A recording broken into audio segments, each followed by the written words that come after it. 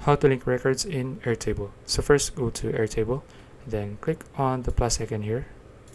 Next is just click on link to another record, then choose among the records here that you want to link, and I'll just choose objectives, then toggle all of the options if you want.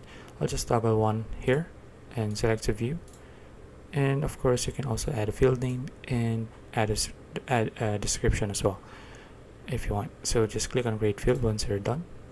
Now here you can also add lookup fields. I'll just toggle this one on and this one. Of course you can also select all of them if you want, and of course you can also skip this if you want.